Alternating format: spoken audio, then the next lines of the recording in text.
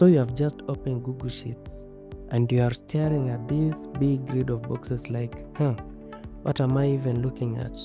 Don't worry, let me walk you through the key parts, and in 1 minute this will feel way less overwhelming. So right up here we have the title bar. The title is like the file name of your sheet. If you want to change the name, you just double click here and you type in your name. Then below it we have a menu bar. A menu bar, that's where all our main controls live.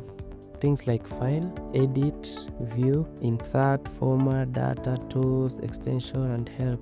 All these are menu bar. Think of it as your command center for the big stuff like creating, formatting, or sharing. Just below the menu bar, you'll find the toolbar. In this toolbar, you'll find quick buttons for formatting things like bolding your text, changing the font, italicizing your font also, alignment, even charts. Basically, if the menu bar is the command center, this menu bar, the toolbar is your shortcut panel because it extends shortcuts from the menu bar. Now, you see this space just after the menu bar. You see this space just above the grid where I've clicked, they have written FX. That's the formula bar. Whatever the cell you click on, you can edit or type formulas. Like if I type here is equals to sum. You see it's reflected in the formula bar. So whatever you click on, you can edit or type formats right here. It's like the brain of your spreadsheets. Everything runs through it. So even whatever is in the cell, you can edit it from here. That's what you call the formula bar. And here's the heart of it, the grid. This is the grid now.